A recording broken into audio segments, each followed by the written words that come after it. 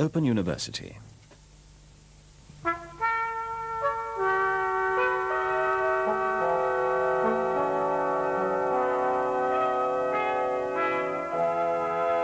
Welcome, class. As I get older, I begin to think more and more that the extraordinary outburst of creativity that happened in the 1960s really happened in the 1950s. And what happened in the 60s was simply a democratization of an emphasis in the 50s on creativity, which actually comes out of socio-political realities of the 50s, notably the so-called Sputnik shock, in which the Americans noticed that the Russians had overtaken them technically and were able to launch a satellite into geostationary orbit above the Earth before they were. And they then thought, what's wrong with our education system? Why can't we get creative scientists and even artists? And there were some conferences in the US in the mid to late 50s, sponsored by the National Science Congress, I think it was called, which has probably been wound down by the current administration. Probably one of the many government bodies to have been cut ruthlessly. But and there were many books about creativity and so-called brainstorming, as they called it at the time, and psychological studies, and an emphasis on simply being brilliant, and technically brilliant, scientifically brilliant. And I think this ripples from that spread not just through the following decade, where you get, the press conferences of Dylan and the Beatles very much showing the world what creative people looked like, showing their playfulness and their wacky comedy styles, and but also their fundamental rethinking of, or transvaluation of all values, as Nietzsche put it, but also spread in space. And I think in the post-war period, of course, after a war, after any war, there's going to be an exuberance, and this exuberance happens in France in the form of what comes to be known as the nouveau roman, the new novel. And today I want to talk about just one writer from that period. I think in many ways my generation is an epigone generation, and that we're very much beholden to the great artists who preceded us. And I keep discovering new great... I don't discover new artists in the sense of people who really excite me, who are expressing new ideas. What I discover is new versions of the old artists, people I didn't really know about, who come from the same generation as the generation of my parents, essentially. And Michel Butor, who I'm talking about today, is born, I think, 1927, if I'm not mistaken. So basically a little bit older than my father. And 26, September 26. And he actually died at the age of 89 in August 2016. A fact you would not have known about had you been a reader of the Guardian newspaper, because although they did carry one feature about him, I think in 2013 somebody picked one of his books as a summer read, they didn't mark his death at all. They didn't think to inform their readers. They didn't think their readers would care. So I didn't know he was dead. I found a couple of his books when I was last at my favourite old lady bookstore, and here they are. And I just recognised the name. I knew that he was part of this famous group. There are group photos you can see featuring Beckett, Nathalie Sarraute, and Michel Butor, amongst others. I think there are about 10 of them. Rob Grier and people like that. So I found this Histoire Extraordinaire, an essay about a dream of Baudelaire's, and then this Degré, which was actually his last novel. He's a strange case, an interesting case, because he gave up writing novels. He catapulted to fame largely because of a book called Modifications. He basically, his novels, I'll tell you his novels. He made his first one was called Passage de Milan, 1954, Journey to Milan. And the novel has 12 chapters which recount 12 hours in the life of the inhabitants of a Parisian building. So, anticipating Perec's La vie mode d'emploi, Life a User's Manual, perhaps you could say.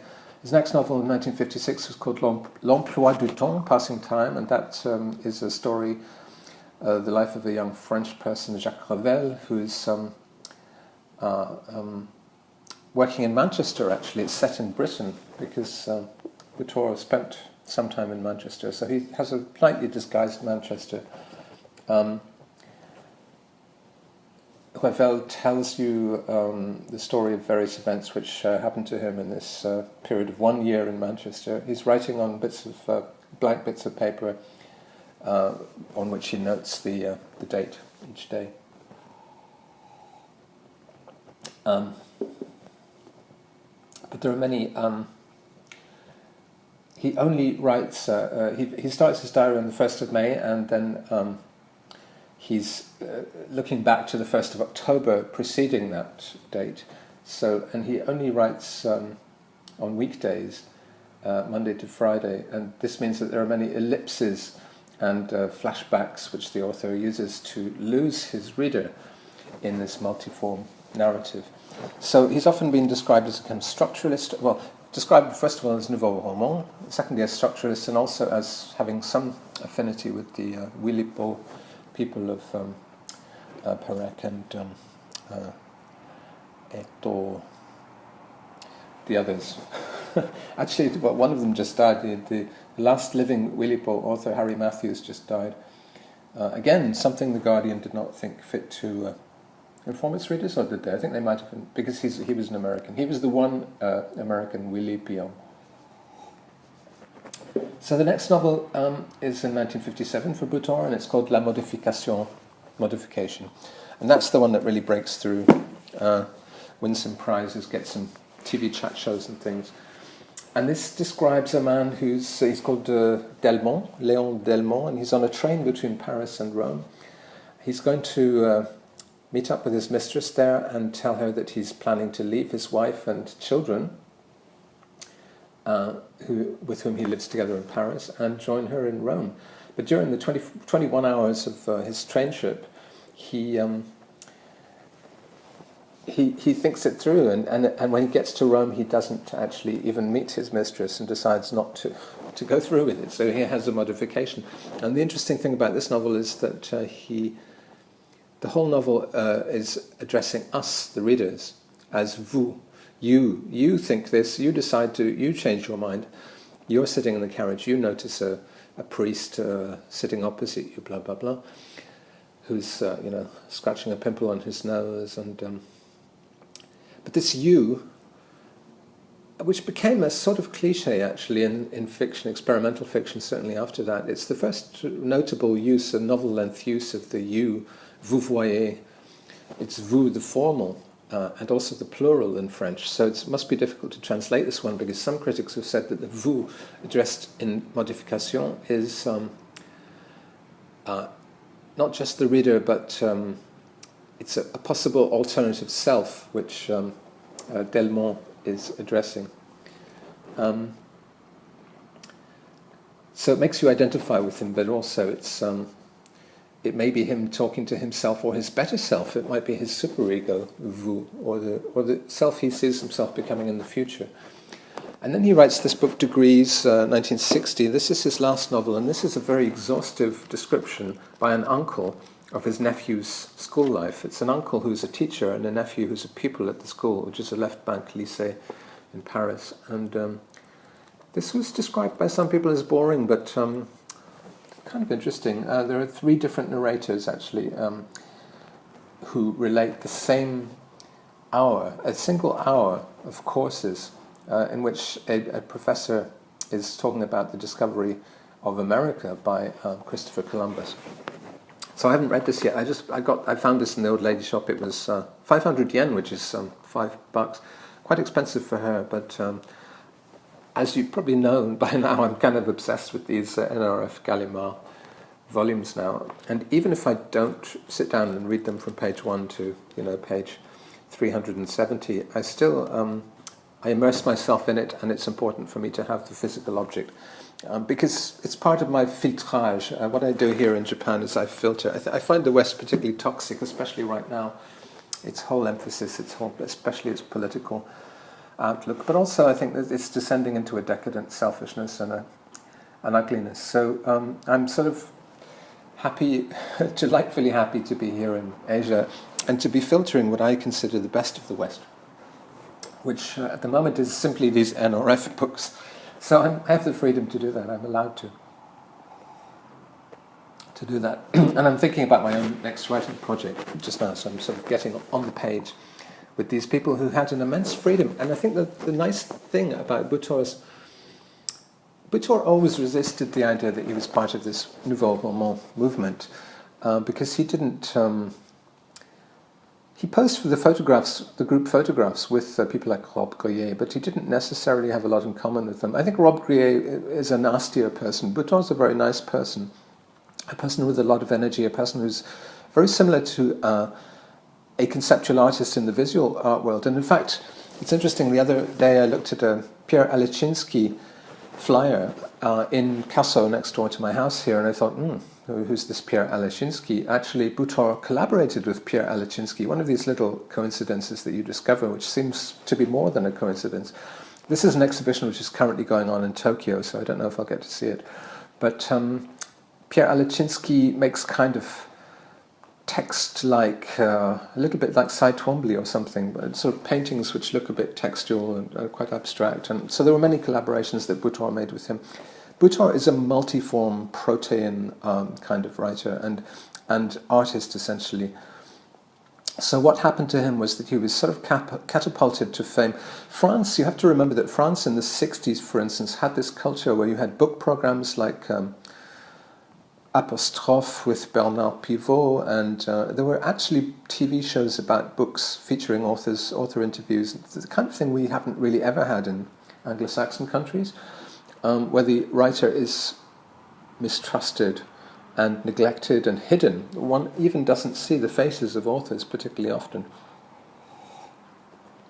And people are often discovered only after their death, like B.S. Johnson, especially experimental writers. And the interesting thing about Butor is that he was catapulted to fame and signed up to this NRF, which is the best label, inverted commas, to be on for a writer at that time. Les Éditions de Minuit published one of his novels, and he got the profile, which he then used for the rest of his life to kind of surf. I mean, he sort of descends from the peak of fame he has with Modification. He's on the map, and then he uses that position to stop writing novels altogether and start writing essays. So the other book, which is actually the one I did start reading, the other book I got the other day, Histoire extraordinaire. This is an extended essay, very experimental essay about a single dream that Baudelaire had in March 1856, and it's an amazing dream. He gets up at 5 a.m, having had this dream, and writes to his friend a description of what happens in the dream. And he's just published a book of essays, his first publication, actually, which is, I think, about Poe. Baudelaire had written about Poe. And he dreams that he wants to give a copy of this book to the lady who runs a brothel. And he goes there, and as he's going there, he notices that the book he has in his hand, which he's written himself, is obscene. And as he's ringing the bell of the brothel, he notices that his dick is hanging out of his trousers, his flies are open. He feels a bit ashamed about that, and he thinks, is this appropriate? Even in a brothel, this is a bit much, And then when he sort of stands in a puddle. He's got bare feet at the door of the brothel. He stands in a puddle, and then he realizes he's trailing water across the floor, and he feels very embarrassed about that, even more than the fact that his penis is hanging out. And when he gets inside, he's Charles Baudelaire. Wow, that's amazing. They actually had an obi. We call this in Japanese a little belt. It says Charles Baudelaire, which is amazing because it's about Baudelaire, but it's not by Baudelaire. Anyway. He goes into the brothel and he realizes he's there just on a pretext because he wants to have sex with a young girl in the brothel, but he ends up meeting and having a long conversation with a strange monster who's standing a pillar and has a kind of snake-like appendage which is wrapped around him, and he sort of talks in a friendly way with this monster for a while, and then his wife is in real life is making noise in the room, and Baudelaire wakes up. So Butor goes through this dream, and he has these little chapters. First of all, the one about the recipient of the letter, and then the occasion, which is the publication of the book about Poe, the Extraordinary Stories of Edgar Poe, which has been translated by Baudelaire. The En Passant, the book itself, the affair of the sandals, the fact that his shoes are missing, and what that might mean, the laugh, the trousers. So he goes for at book length. He goes through all these things. Something about a whole chapter on wine, the obscenity of the book. There's a chapter on that. He and the museum, because this sort of monster on a pedestal is in a kind of museum inside the brothel. He goes through, and he's very interested in dreams, Butor. He actually has many books which are collections of his own dreams. This sort of inspired me to note my dreams, because I really don't remember them, and I have gone through periods where I write dream diaries and write them down, but I haven't done that for a while. So the other day I had one in which I was some strange wind had brought a nuclear apocalypse to the world. I think a lot of us are having these anxiety dreams about apocalypse these days. I wonder why. So we all had to live underground, and there were various caverns in this underground structure which were full of dead people, and we kept having to move on from one cavern to the next, and living in this very depressing and upsetting post-apocalyptic landscape. So I'm thinking of sort of writing these down and using these somehow in my writing. Dreams can be boring, but actually if you go, it's a bit like what Satie said with vexations, or Cage said about Satie's vexations, which is that if you play it enough times, keep repeating it, it stops being boring and starts to be interesting again. So there are many. The interesting thing is just that when he decides to stop writing novels, because he is associated with a new novel, he then writes some really interesting non-fiction books which defy category, basically. So I'll tell you some of the studies, the Etude, which he writes after 1960. He does a lot of books about art, and he becomes an art critic partly. He writes Etude, studies for a process of recreation which the reader begins to experience through the text and carries further in his own imagination. Well, that's a generic description of what he does. Histoire extraordinaire, okay, that's the one we have here. Mobile, 1963, was a study for a representation of the United States. So it's a book about a trip he made to America. And it's a very experimental book in its layout. He puts in bold letters the names of the towns that he's visiting, and he puts in Roman, a standard text, a sort of kind of actual things he's doing, and then in italics some kind of improvisations or thematic speculations built on that. But he's actually using catalogues from department stores to structure his experience of America, almost as Baedeker's or Blue Guides, He thinks that America is it's a very structuralist approach to say I don't want to look up in the dictionary what this humidifier is. I'm going to look in the catalogue, the Sears Roebuck catalogue or whatever, and read about it there. Take that description text and put it into my novel, my book Mobile. So. And he says, I think the US could be much better than it is today. It's seen as a critical book in the tradition of de Tocqueville and these Europeans who've come to America to look at how it differs from Europe. And it is fairly critical, but it's also a kind of on-the-road book. He loves to travel, to move around, and to get impressions of places. And that was his ultimate statement was, this is not a criticism of the US. I just think it could be much better. He died just last year, just before Trump won the election. I think he was spared having to see that actually it's not going to be much better for quite a long time. the next book that I've noted down, and he seems to have had a kind of contract for life with NRF, because he kept producing these books which must have sold in very dwindling numbers of copies, based on his initial burst of fame for the novel Modification. So he writes a book called 6,810,000 litres of water per second in 1965. And this is quite an abstract voice where someone is guiding you in the kingdom of the falls. It's a kind of double town or a frontier place where you're visiting various attractions, and you're listening to the sounds, and in the middle of all this noise there's a voice which starts speaking to you, formed by the river Niagara, which comes out of the Lake Erie and throws itself into Ontario. So this voice mixes with the echo, a kind of reversed and multiplied echo, bathed in the waters of this voice. I love you, young or old, everything has changed, we have changed, black or white, regular or irregular. And you who sit in rooms tangled up 2 by 2. So yeah, I suppose you could say that might be getting close to the technique of Nathalie Sarraute, who tends to entangle various unidentified voices, which are used, what she called tropes, which are kind of things you might hear people say, or thematic themes that burst through in everyday speech. A lot of which is banal and idiotic in her writing, which is a critique of everyday banality. So then he writes Words and Painting in 1969, Envoi 1980, Improvisations on Flaubert 1984.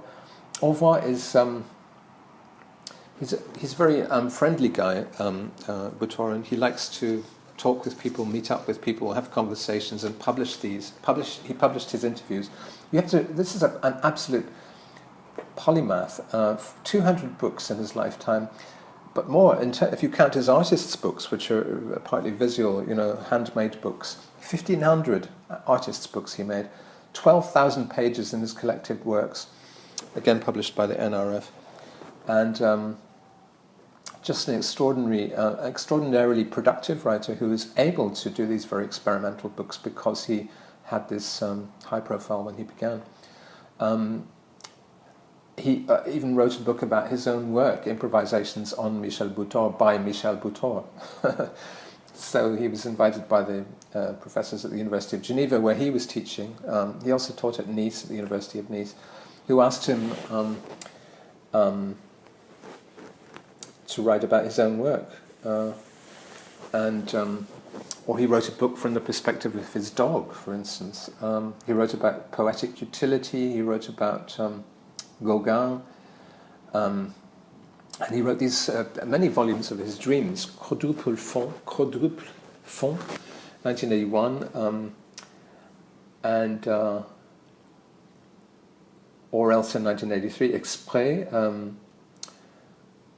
short homages, obituaries, exhibition reviews, the usual kind of stuff. Essays on the novel, Essays on Essays, 1968, Dreams Mille et un Plis, 1001 Folds, the Spirit of the Genius of Place, 1958, Portrait of the Artist as a Young Monkey, 1967, obviously a riff on Joyce's Portrait of the Artist, but also on Dylan Thomas's Portrait of the Artist as a Young Dog. Niagara, Dreams, Boomerang, and The Return of the Boomerang, travel books, Transit A, Transit B, 1992. When we're in transit in an airport coming from Paris, Geneva, or elsewhere, we follow the arrows towards the different terminals in which wait for us our departures to Mexico, Egypt, Japan, the northwest coast of Canada, or elsewhere. One day it's to go home to our own place. Another might be to explore one of the many hidden faces of the earth, to finally discover our own hidden faces. And that transit text, the whole text is fragmentary in chapters of 4 pages. So he likes to structure in these very arbitrary and binding ways, and then to sort of riff and improvise within these very tight structures. And he says that it's like tetrahedrons in this case, which articulate certain architects have articulated to construct their domes or spheres. So I like the fact that Butor could be a dilettante. And I think you have to say it's not just a question of one man pottering about, making literary, with a literary hobby that at least some people are willing to indulge. But it's also a question of the culture that produces him and the time. I don't know if there are Butors now in France, perhaps there are. Are you able to be this kind of writer? At a certain moment in France, it was obviously a question of national prestige to be able to produce innovative writers. Paris was also, you have to remember at the time, in competition with New York. Butor describes going to New York for the first time and saying it was almost a rite de passage, a ritual of passage for French intellectuals to visit New York, which was at that time sort of eclipsing Paris as the cultural capital of the world. Even Camus went to New York and wrote that Chinatown was the only place he could really feel the kind of energy on the street level that he was used to in not just France but also North Africa, where he came from. So part of discovering these books is discovering a way of being an artist in the world, and a vanished way of being an artist in the world. It's also partly my way to say what's important to me about the West and what do I want to let through. Because obviously the actual current affairs stuff I'm getting from the West now is particularly, to my mind, awful. Open University.